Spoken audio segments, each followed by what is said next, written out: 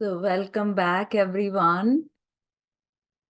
And we shall start with the theme of renewal, which is at this time of the year, it holds a great significance. So as we gather again, as we arrive again, if you're so inclined to put in the chat on how are you arriving? How are you now in this moment? Some of you have been here with us for the last couple of hours.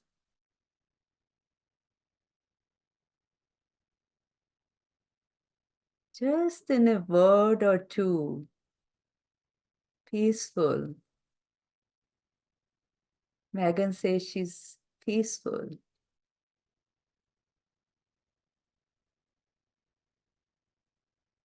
Grateful, Carolyn. Michael, at ease. Shane, peaceful. Brad, in community. So I am really glad to be here today. There are many ways to spend December 31st. And for some people, January 1st of 2024. And here is the way to be with the Sangha that I'm really enjoying. So I'm grateful to all of you for being here. Thank you. When I looked at renewal in the dictionary, it said renewal is the situation in which something begins again after it's stopped or it is interrupted. So if you look at nature, nature does this renewal on its own, isn't it? Millions of cells dance through this cycles of life and birth within our own body on a given day. The seasons change. You see, when spring comes, life bursts out from those tiny buds, and these thousands of pink flowers, cherry blossoms come out of somewhere. They've beaten those winter chills, and there are flowers, peeking through those buds. So for us, the humans, I see renewal a little bit different. I call renewal, so I'm modifying the definition from the dictionary here.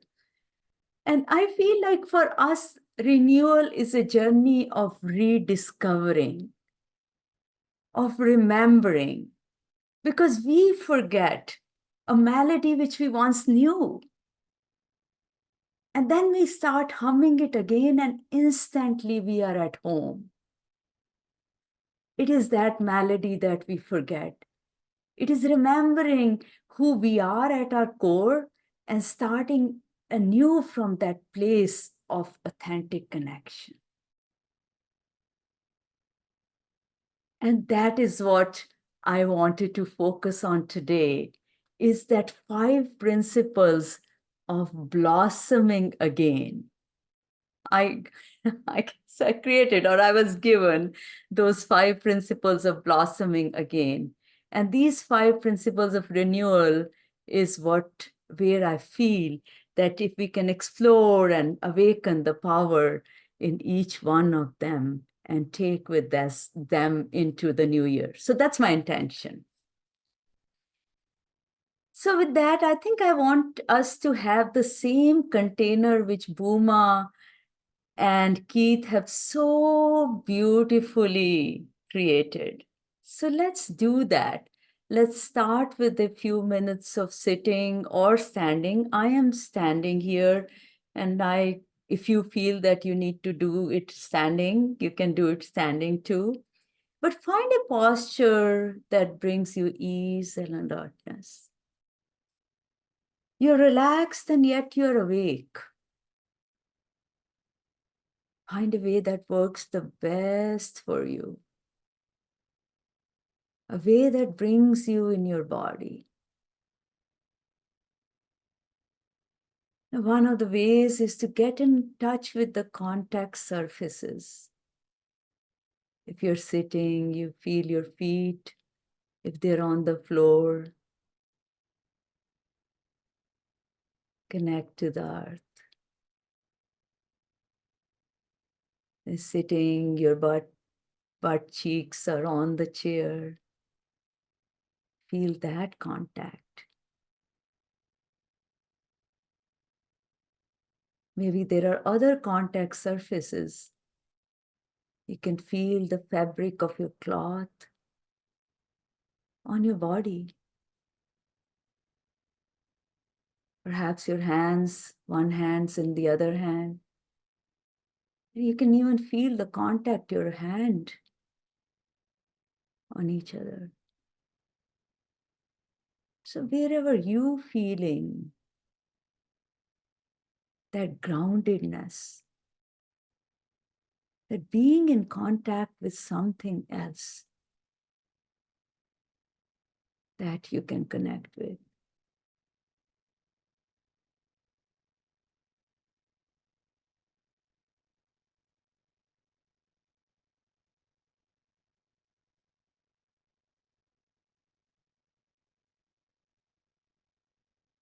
Now notice the sensations that might be present.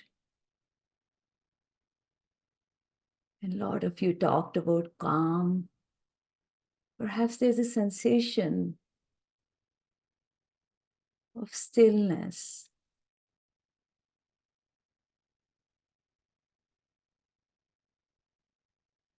Or there's tingling, or there's warmth. Just finding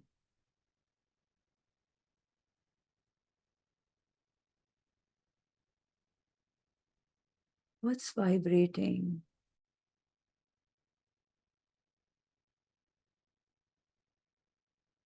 Maybe you're aware of the breath breathing.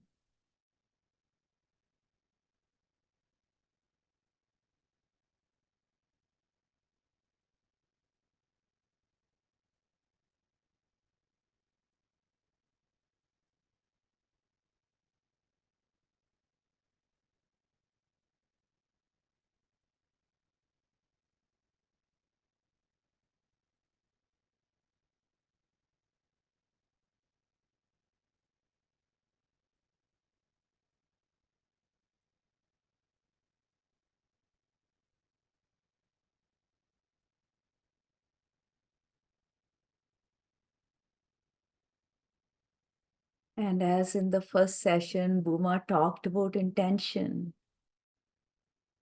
how the brain, when we set an intention, equates it as doing it. It creates those neural pathways for the magic to happen. So we'll set intentions. And I invite you to set an intention for yourself and then extend it to the Sangha. And I have a couple of phrases here that I'll present.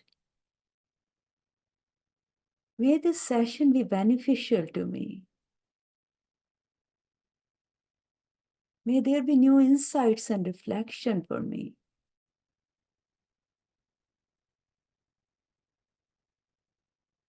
May the energy of love and compassion prevail.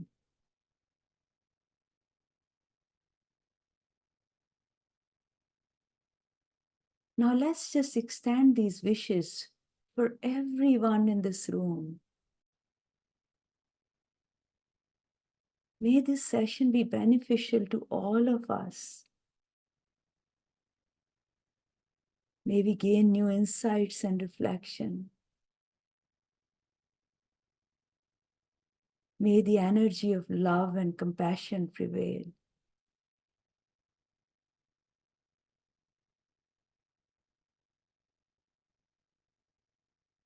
Just take a few more moments to sit with your intentions.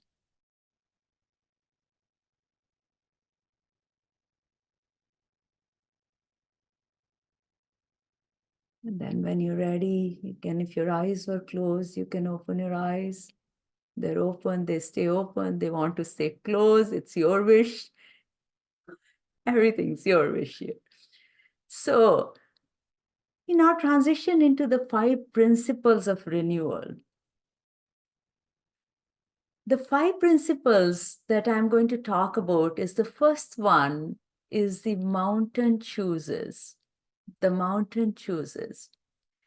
The second one is that we can begin again. The third one is you choose. Now that's interesting. The mountain chooses and you choose. The fourth one is to look for magic. And the fifth one is get out of your own damn way.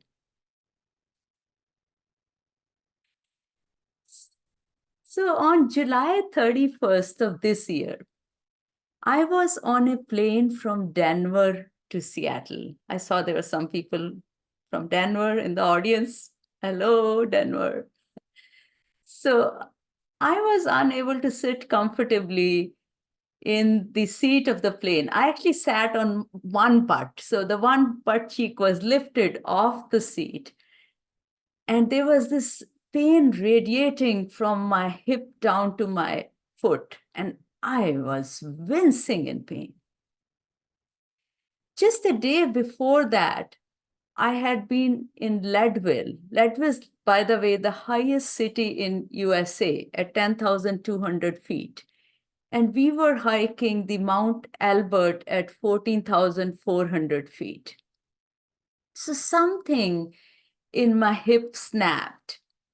And from there on, everything was painful.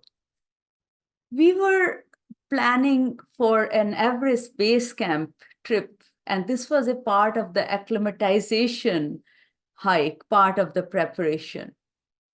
Back in Seattle, I saw a doctor who diagnosed it as a piriformis syndrome, and he explained it as this is an angry muscle. You cannot hike for the next 6 weeks.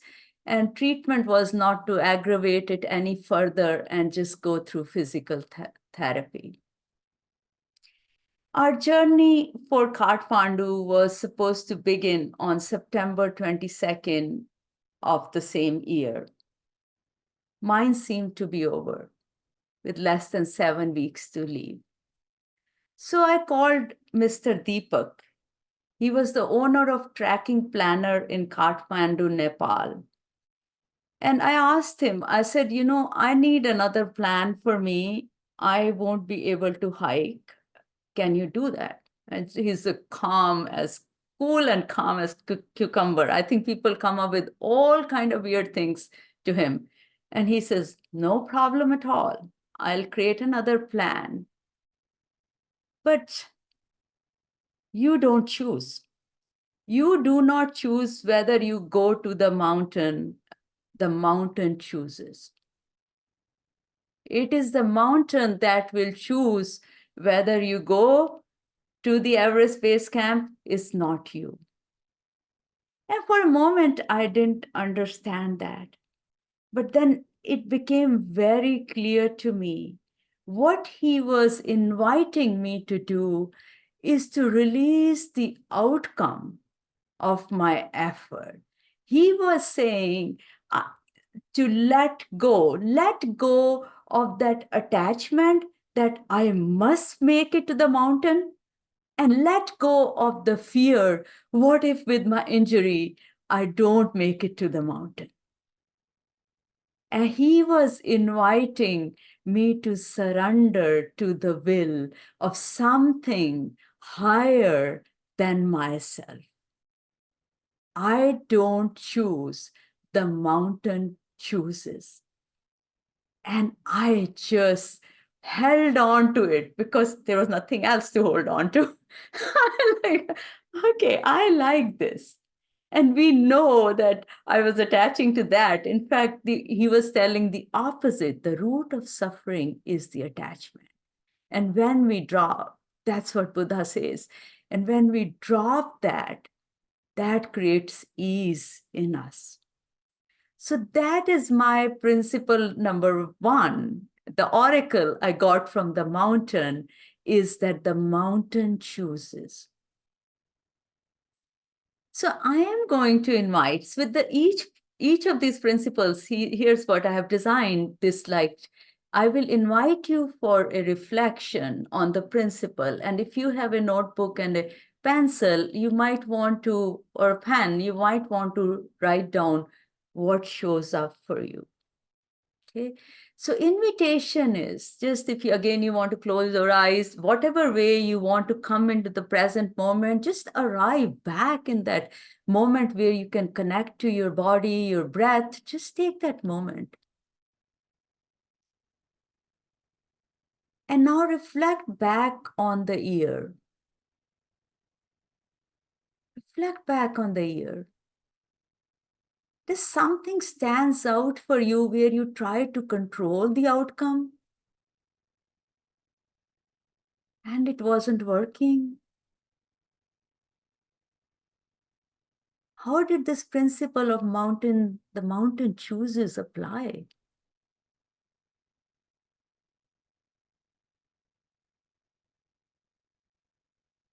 How did it apply?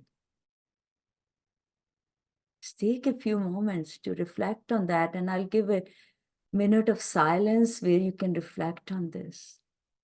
The mountain chooses.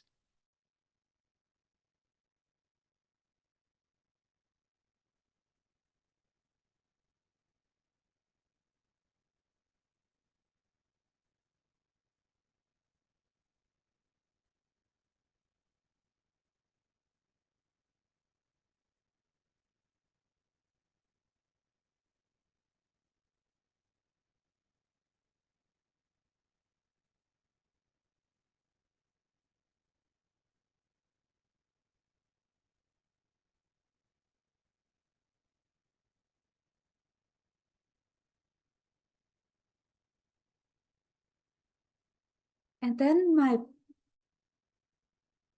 follow-up question to this is, what will you bring forward to 2024? What can you bring forward to 2024? How do you bring this willingness to surrender and trust the flow? Just take a moment to reflect on that. And again, we'll take another minute or two to reflect on that and write it down. Maybe you'll write some rough notes, and then when you have more time, refine them into concrete actions. But at least let's just take a little bit.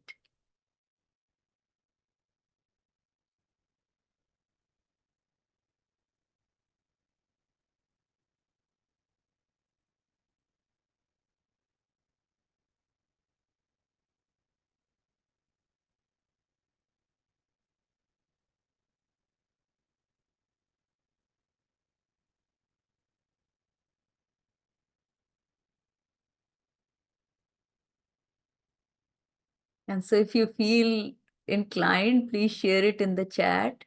It'll be inspirational for others as well.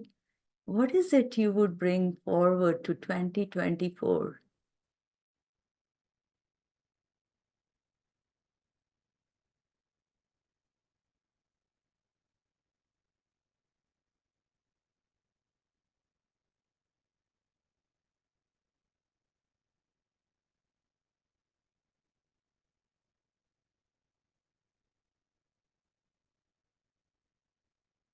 Uma says deep listening.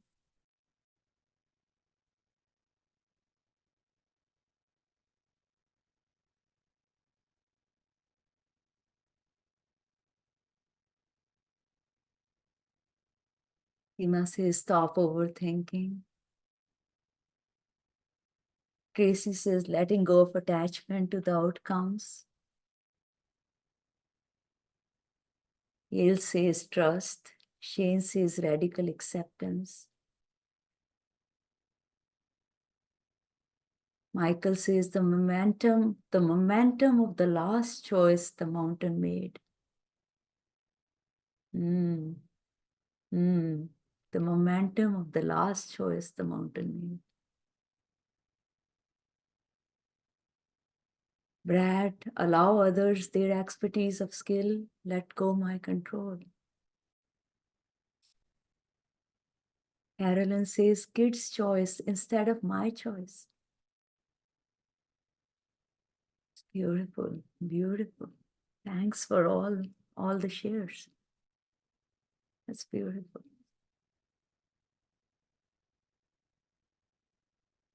So the climb began, right? And every day we climbed a certain number of miles we did, and then we came to a location and we stayed there and then we moved.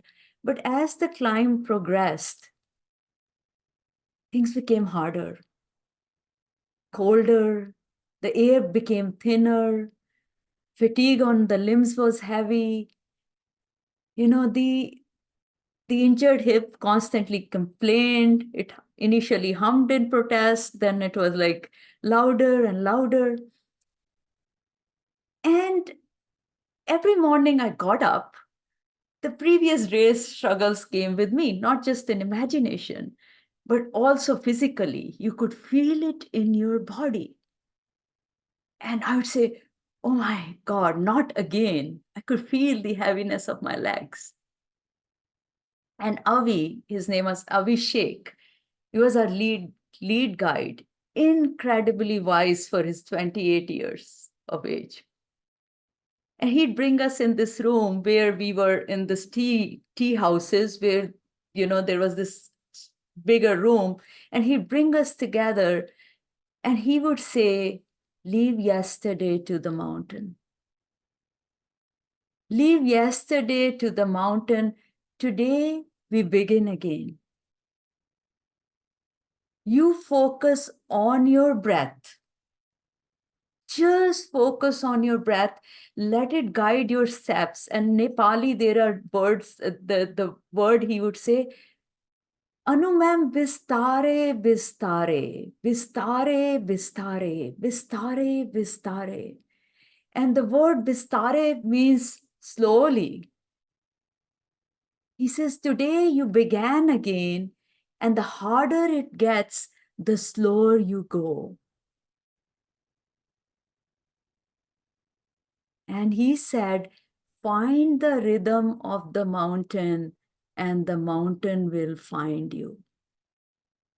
His exact words were, find the rhythm of the mountain, and the mountain will find you. And I got another oracle from the mountain. I mean, through Avi, first time it was through Deepak, and that gave the second principle to me. No matter how hard yesterday was,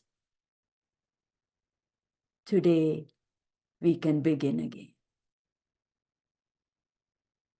No matter how hard yesterday was, today we can begin again. Okay, so we want to reflect on this one too, isn't it? A second principle. So let's do that again. So again, if closing your eyes is in your practice, if you want to keep looking at me, looking at, you know, something else, you have a statue in front of you, but we'll reflect. That's the intention of this moment. So you recall a challenge you faced this year. Just go back to the year and think of a challenge you faced. It could be a big challenge, small challenge, something that tripped you up, something that felt like a dead end.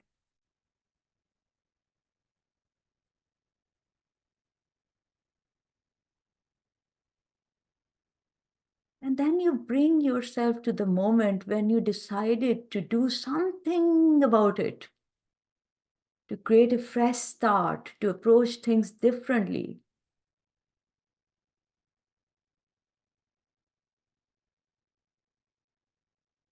So replay the moment when you decided to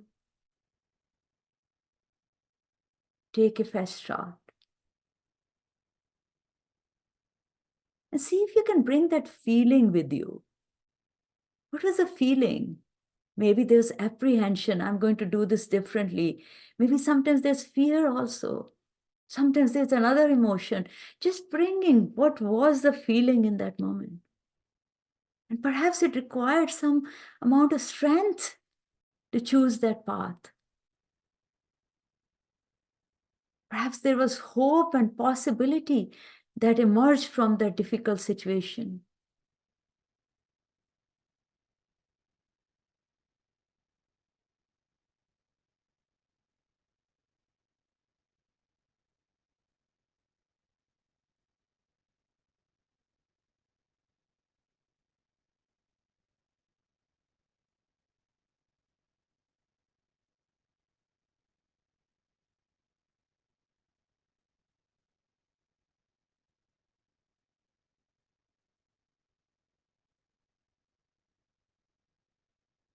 And now we plan 2024.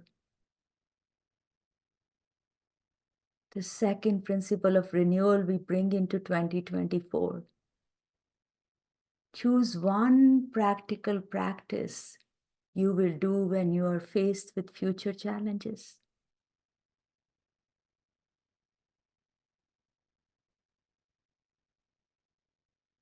Applying this principle, no matter how hard yesterday was, I can begin again.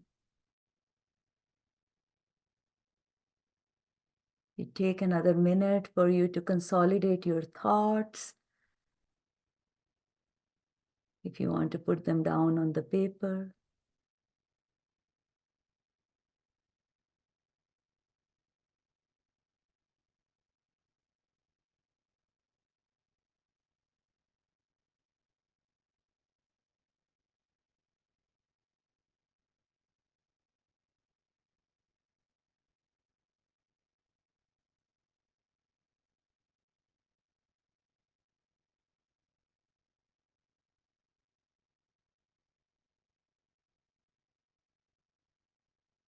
And then when you're ready, you can also share it on the chat. And again, it's very inspiring for others as well. And this is the New Year's retreat.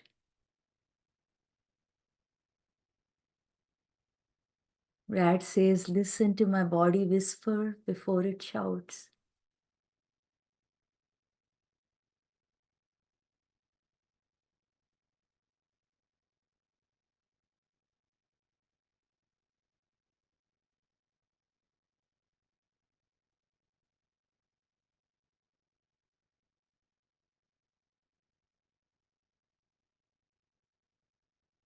Apply for a next life. Michael, this requires a further question that rises in my mind. Apply for a next life. Do you want to take yourself off mute and just explain us? I think we'll all be curious. Or was right when he said plans are useless. He said plans are useless, but planning is indispensable. Right? And nowhere else it was truer than in the mountains. And our guide Avi would often say, mountains are unpredictable. A meticulously planned route, and we are there, right there, ready to go next morning, would be shattered by a landslide. Right? Now that route is not available. Food deliveries are happening on yaks. There are no roads that go up to EBC. So, they're dependent again on the weather. They also dependent on the people who are going to bring the yaks up. There, some places, there are helipads and helicopters will deliver food. But you don't have everything on the menu available everywhere. And we, the trackers, would experience it all, right? And so he was the anchor of our journey. And he said in his experience, he sees two kinds of people, two kinds of trackers who come to the mountains. They are the expansive land. This is the most beautiful place I have seen in my life until now. And there's one section of people, those who, when they see uncertainty, when the plans fail, they just break down. They come crumbling down. They vent their frustration mostly on the guides because they can't take it out on anyone else. And they want to control whatever small they can.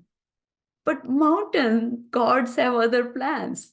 They don't let them control anything. So they get even more angry. So they will argue about things, bicker about small things like map is showing, Google Maps showing a certain mileage, guide is saying some other kilometers. There's a flavor of tea which was on the menu which is not available.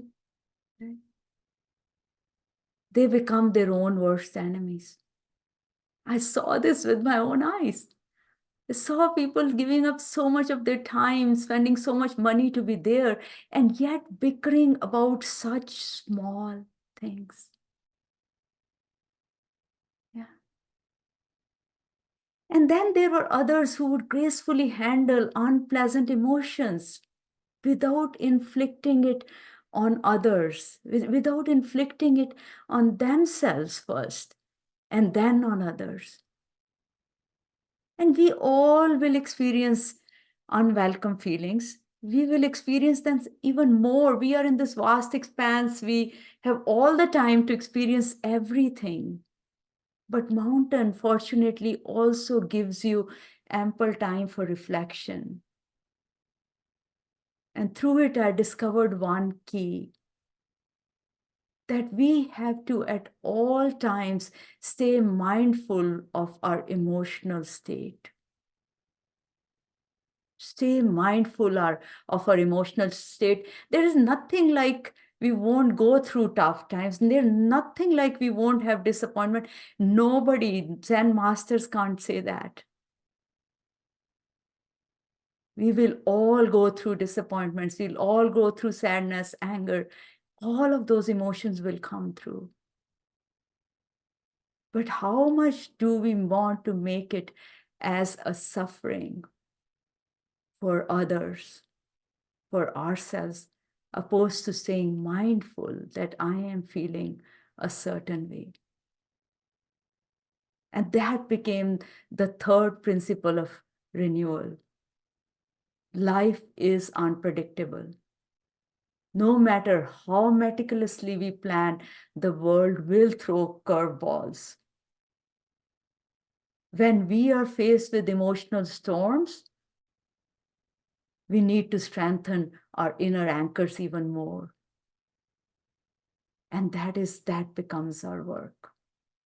I know this principle is a long one, but I'm fortunate for the Shane who previously was in Maine is going to teach us rain, and that rain is going to help us with this principle. I actually had a short practice of rain, but I left it to Shane. And so we will.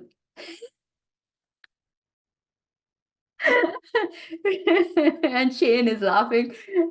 But that's a huge tool. Tara Brach, who is teacher for many of us here, gave us that practice. And that's a huge tool for forgiveness, for self-compassion, for emotional resilience. You see, you will be able to apply it.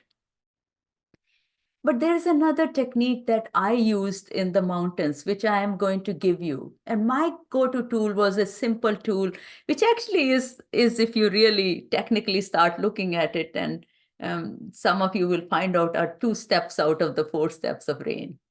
So you will be able to tell that in the next session. But it's called reframing. Okay? So my biggest emotion that came up often for me was fear. Every time my hip would hurt, the pain would come on. Pain will lead to fear. Fear would have this imagination, the story, like the stories Keith said, how we build stories and then how we stay in those stories. And the story for me would be imagining myself on a stretcher being airlifted. And that image would come again and again. And I said, oh my God, what am I doing? At least that reflection allowed me to stay in the present and recognize the fear when it came up.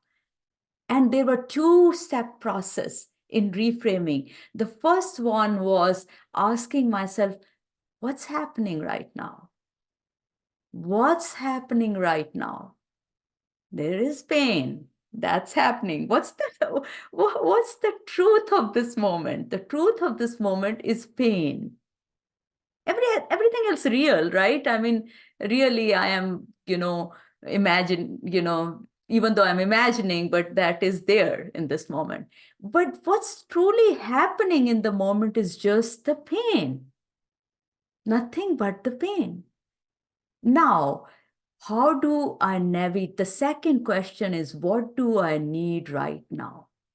There are two steps, that's it. What's happening right now and what do I need right now? So for me, pain is happening right now. I need to let Avi know or my husband Pradeep know that I am in pain. Can we stop for a stretch break? I am in pain, you know, and the physical therapist had taught my husband a few physical therapy manipulations. Can you just do this manipulation on me?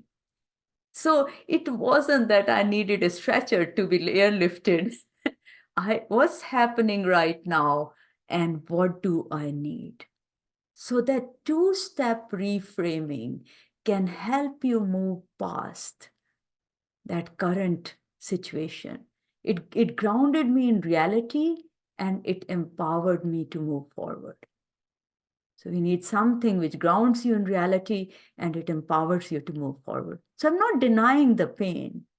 The pain is very much present. But what do I need right now? So that brings us to principle number 3. But before we do that, we want to make sure we didn't forget the principle number 1 and 2. So if somebody would write it down or say out loud, this is something you can say it out. What was principle number 1?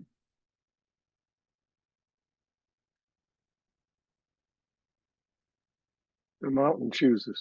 The mountain chooses. And if someone else would say, tell us the principle number 2.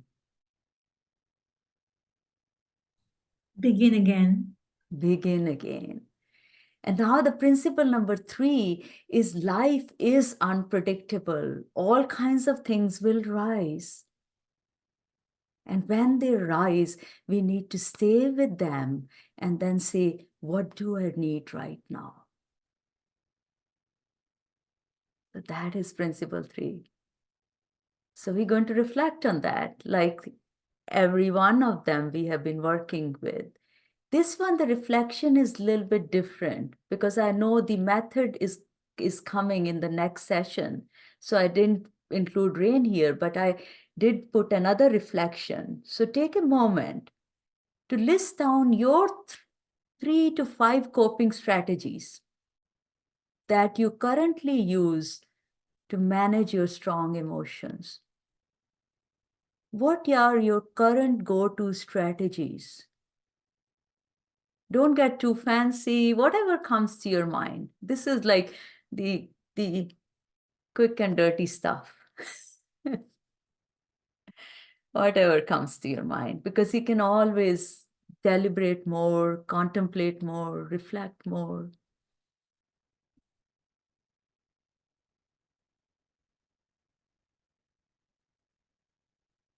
Pause, breathe, and remember again that uncertainty is the engine of universe. Yeah. What else?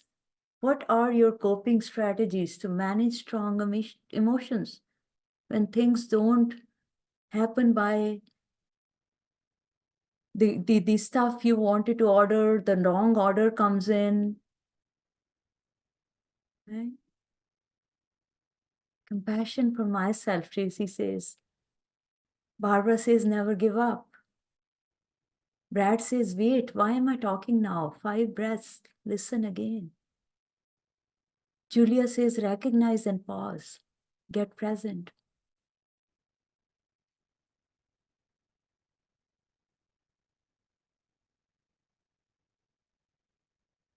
Anything else that's coming up as a strategy?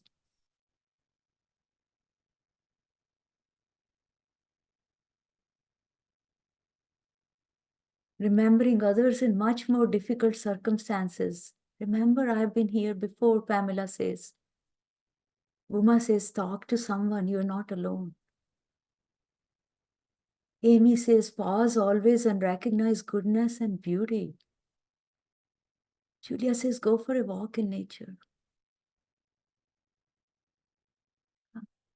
So see, we have so many strategies. So many strategies. One invitation for all of you is that, put a strategy you want to strengthen in 2024. So maybe circle a strategy and say, this is the strategy I want to strengthen. Then make either a poster or put some ways of making it visible. Make that invisible visible. Put it on your wall, put it somewhere you can see it, in your bathroom, on the mirror. Bring it out in the open, share it with someone.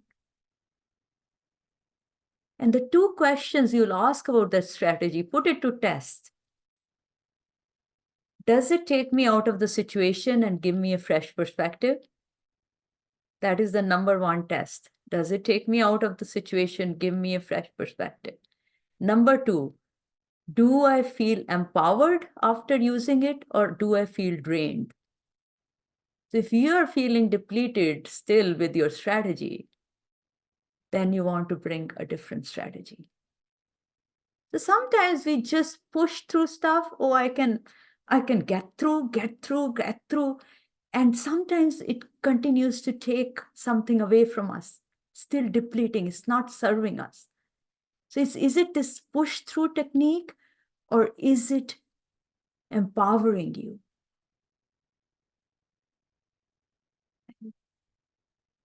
So it's sometimes we say, oh, we can somehow do it.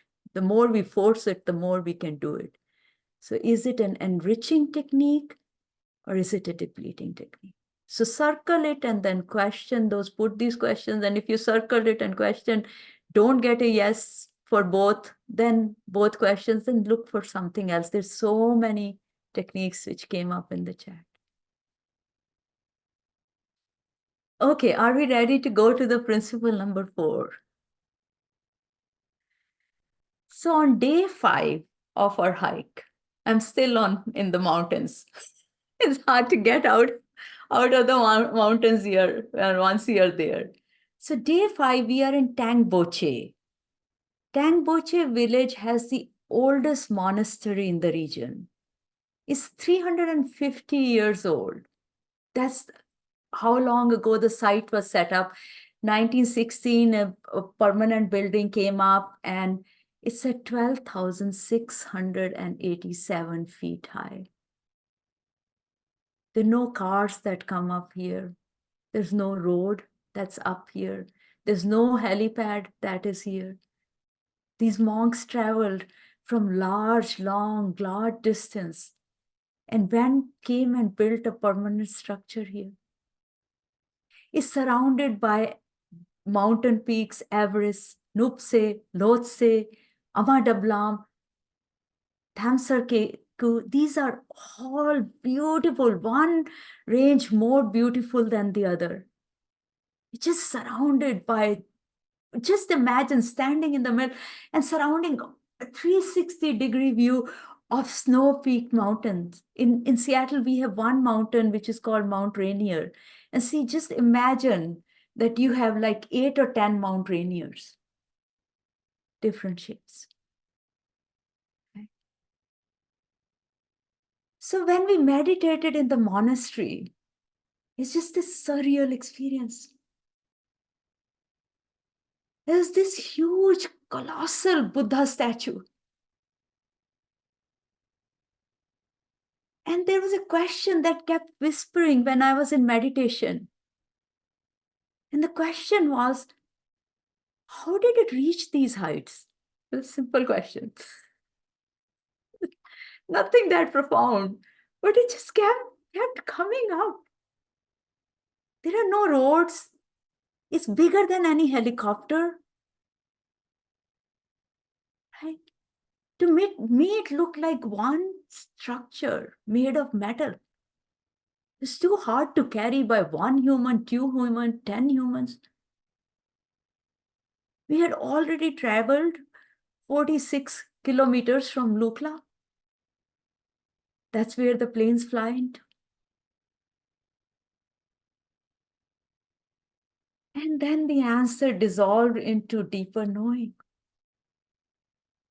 The silent bow to the universe's boundless magic.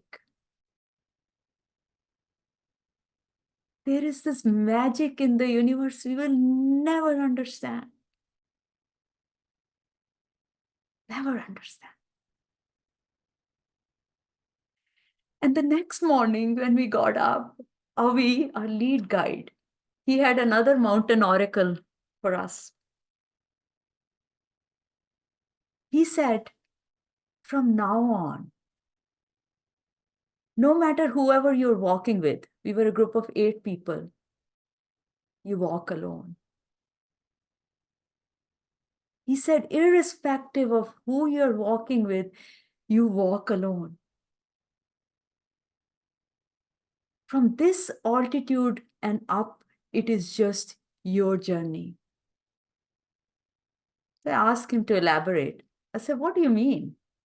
What do you mean? We have 7 more people, and some of them were talking incessantly. So he has 7 more people to talk with. And he says, no, the only person you have is just you and your own mental strengths. Mental strength. It's you and your thoughts. You and your emotions, you and your sensations, you and your divine, and you and your magic. That will determine how the rest of your journey unfolds. I laughed. I said, Mr. Deepak told me the mountain chooses. And Avi, you are saying that you choose. This principle was that the choice is yours. You choose. Who is right? And see, Mr. Deepak is Avi's boss. He sits in Kathmandu and he manages all this. And so Avi, the Yoda he is, you know what he says? He says, yes, ma'am, Mr. Deepak is right. And I am right. Mr. Deepak is right and I am right. Because what Avi was inviting us to control is what we have control on. What Avi was inviting us to control is what we have control on. What Deepak was inviting us to do was let go of where we don't have control. So one was inviting us to control where we have control. There we must exercise control. And Deepak was saying, let go where we don't have control. So both were right.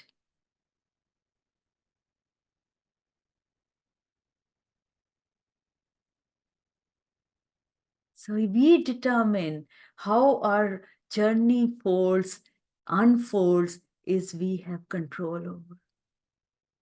And yet in that moment, you know what happened to me?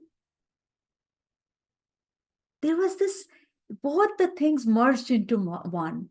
For me, they became one. Avi and Deepak became one. The mountain and me having control became one. Everything became one. And I started to see magic in everything. This was the opportunity. Both were actually inviting me to see the magic of every moment. And doubts will come up.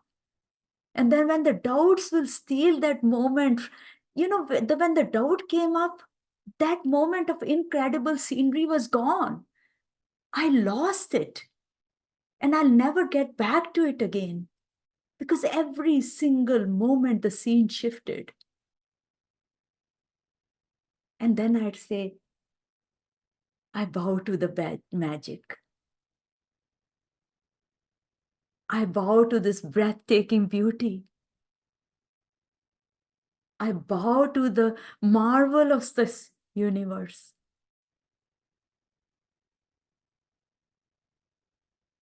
There's nothing more.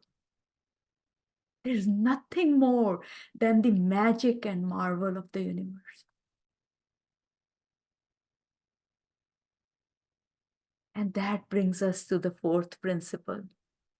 We're getting closer to the 5. The fourth principle is to look for the magic and marvel in the universe. There's nothing but that. And when we look for that, everything else disappears.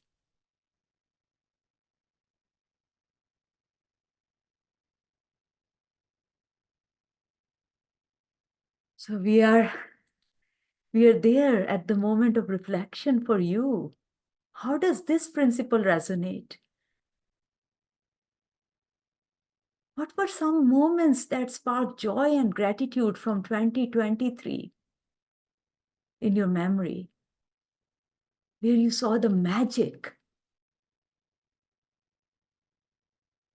magnet for wonder? Just take a few moments to reflect. And then the invitation is, how would you create that magic in 2024?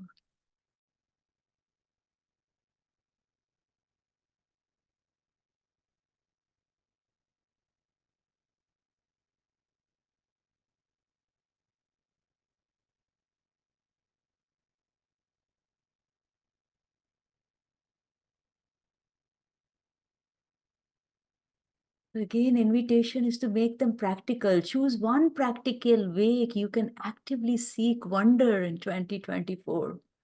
Could be a daily habit. It could be something spontaneous. Saying hello to the strangers. I don't know. It's your practice.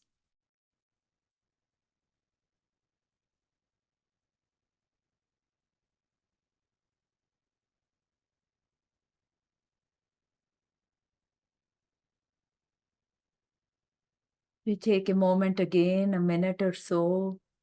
We want to take this time to just say, there's magic. Just maybe believe in magic.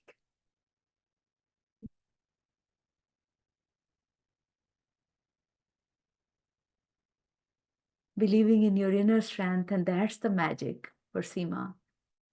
Tracy, more laughter. Brad, there is magic in letting go. Michael, remember, I'm not in charge. Megan, when stressed, dance. Every day begin again. Let's take a deep breath in here. And just like even embracing all this, the Sangha that's coming in, participating so beautifully. Make time for being in spaces, in nature. This is where I find the magic mostly. Sacred places, moments of grace, Julia says. Bhuma says, remembering the preciousness of human life and interbeingness. Beautiful. And Shane has raised her hand.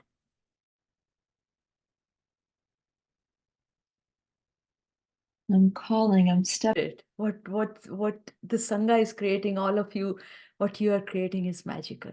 This is the magic. So, we're going to shift. May I say something? Yes, please. Yes, Megan. Don't know, talking about magic. Last year, I could not go to yoga class at midnight because of heavy rains and flooding on a 101. And I was aching for a retreat. I was aching to have a New Year's retreat. And here I am.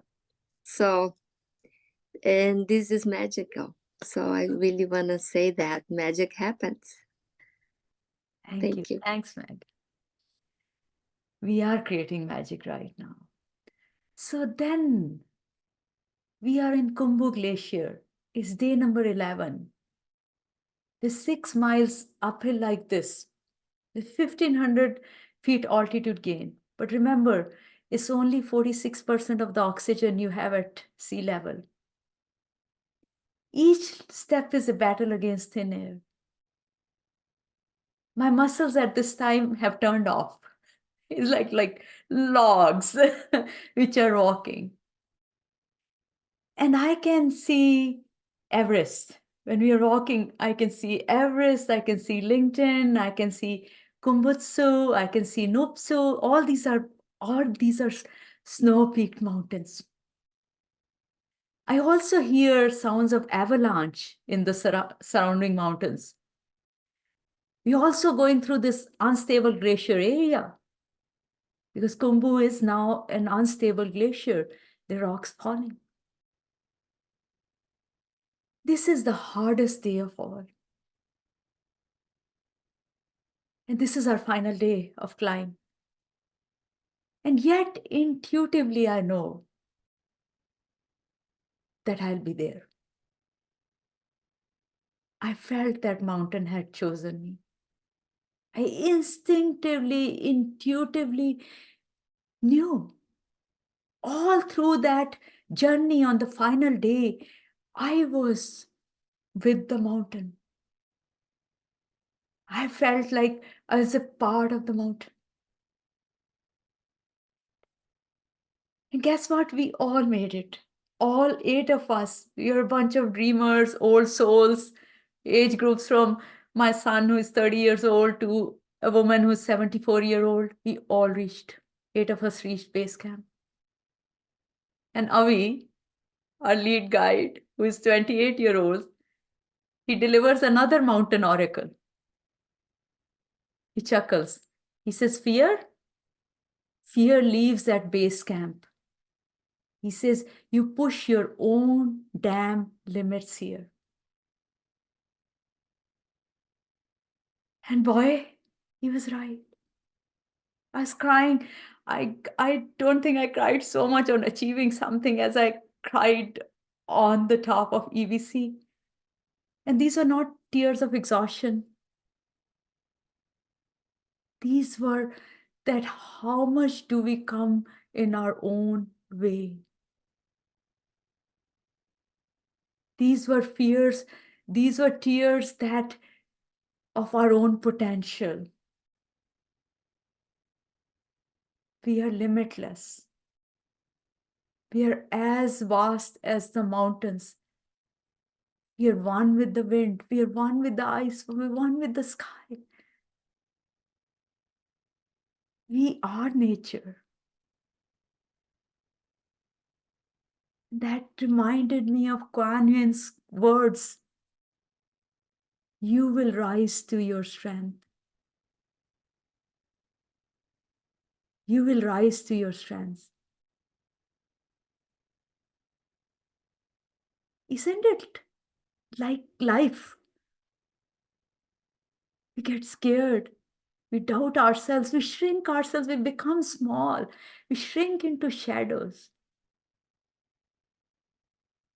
And my 28-year-old guide knew this, that renewal is always there. Renewal is there in every sunrise, every breath. It's nature's way. And we are nature.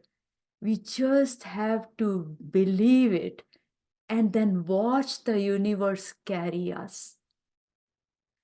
Just let's get the fear out of the way and believe that renewal will happen and the universe will carry us. That became my principle 5. You see, it didn't come from me. These were mountain oracles. Came from the mountain. Mountain spoke. Sometimes through Avi, sometimes through Deepak, sometimes the mountain itself spoke. And there are those 5 oracles, 5 principles. Let's go through them one by one, and then we will have some time for questions. So number 1 is the mountain chooses, right? The second one, we can begin again. Any time we can begin again. Third one, you can choose. Fourth one, look for the magic. Fifth one, get out of your own damn way. So those are the offerings I wanted to make today. Okay? The 5 offerings.